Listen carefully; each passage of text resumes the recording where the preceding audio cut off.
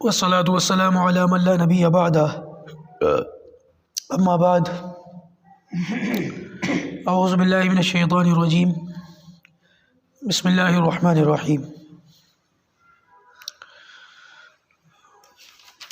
وعلم آدم الأسماء كلها ثم عرضهم على الملائكة فقال أنبئوني بأسماء هؤلاء إن كنتم صادقين صدق اللہ العظیم۔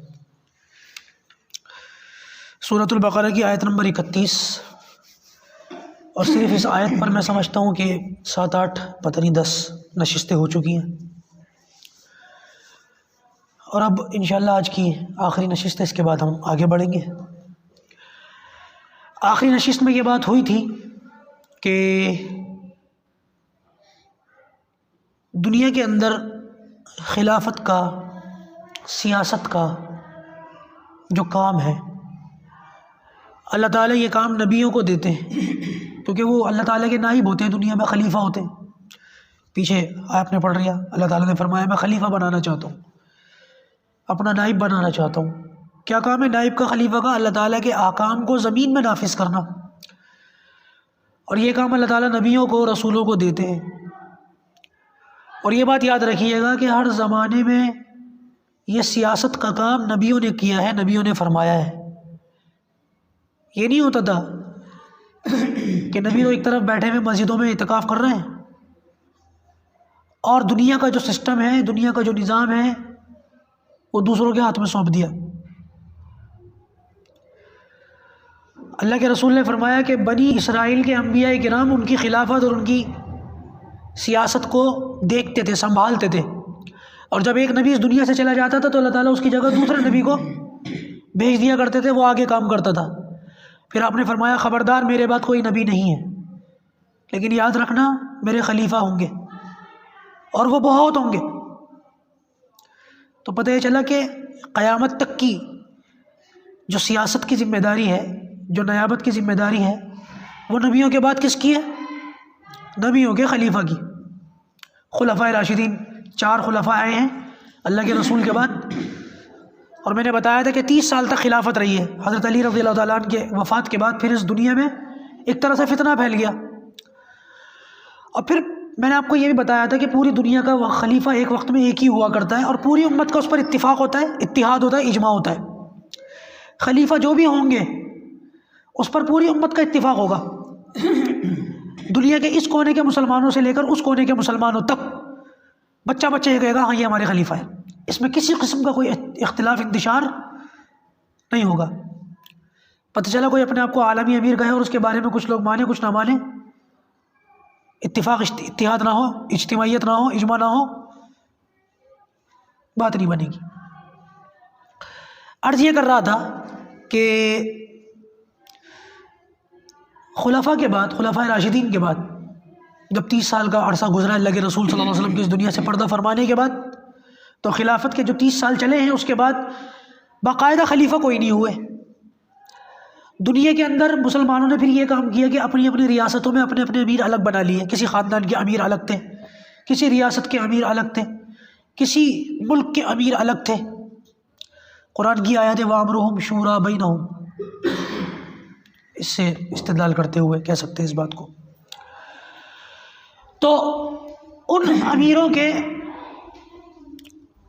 لوگ جو ہے تابع رہتے تھے، اور ان کی باتوں کو مانتے تھے، اور ان کی بتائی ہوئی رہنمائی میں، رہبری میں دنیا کا نظام چلتا تھا، لوگ عمل کرتے تھے۔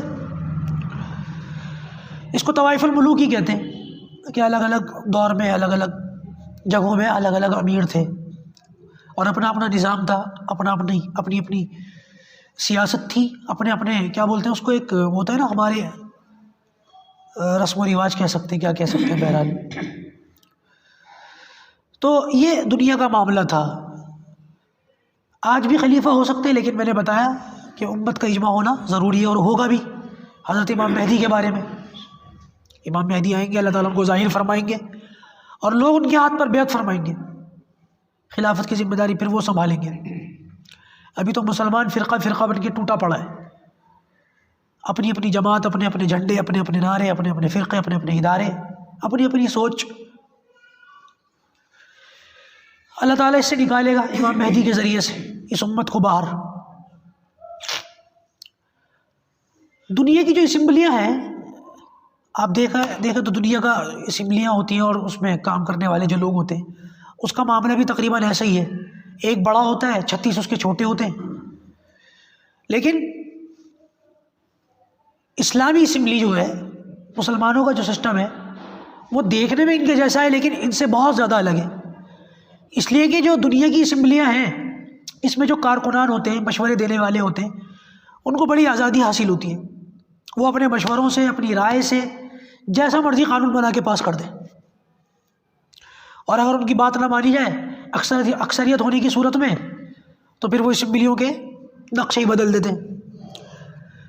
مسلمانوں کے جو خلیفہ ہیں، خلیفہ ہوں گے یا ہوتے ہیں، اور ان کے نیچے چلنے والے جو نظام کو سنبھالنے والے بڑے لوگ ہوتے ہیں، گورنر کہہ لیجئے، جو بھی کہہ لیجئے، ان کا معاملہ ان دنیا داروں کے اسمبلیوں کی طرح نہیں ہوتا، وہ اپنی مرضی سے کوئی قانون بنا کے پیش نہیں کر سکتے، ان پر کچھ پابندیاں ہیں، یہاں تک کہ امت کے اجماع سے جو شخص خلیفہ بنیں گے ان کو بھی یہ حق حاصل نہیں ہے کہ شریعت کے کسی حکم کو بدل دیں۔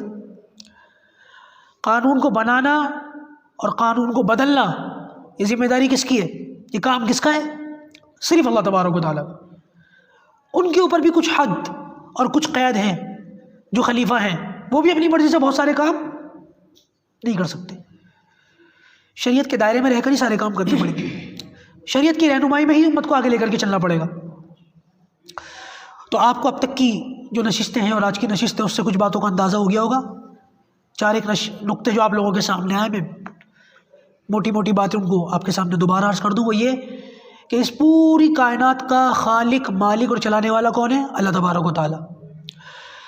اور اللہ تعالیٰ نے اس دنیا میں اپنے احکام نافذ کرنے کے لیے خلیفہ بنایا آدم علیہ السلام کو، اور خلافت کا اور نیابت کا جو سلسلہ ہے آدم علیہ السلام سے لے کے حضرت محمد رسول اللہ صلی اللہ علیہ وسلم تک چلا، اور آپ صلی اللہ علیہ وسلم اس دنیا کے آخری خلیفہ، آخری رسول ہیں، اور آپ کی نبوت اور آپ کی رسالت قیامت تک رہے گی، آپ کی لائی ہوئی شریعت پر قیامت تک عمل ہوتا رہے گا، آپ کے بعد کوئی نبی نہیں آئیں گے، ہاں خلیفہ ہوں گے، اور وہ خلیفہ بھی کیسے ہوں گے؟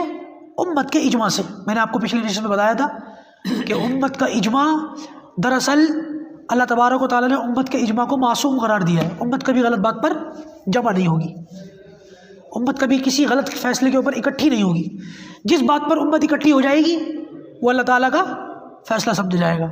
تو لہذا خلیفہ جو مقرر ہوں گے وہ بھی امت کے اجماع سے ہوں گے، اور خلیفہ بھی اپنی مرضی سے کوئی کام نہیں کریں گے، بلکہ نبی کریم صلی اللہ علیہ وسلم کی لائی ہوئی شریعت کی روشنی میں امت کی رہبری اور رہنمائی کریں گے۔ انشاءاللہ اس سے آگے کی بات کل عرض کی جائے گی، اللہ تعالیٰ کی توفیق عطا فرمائے۔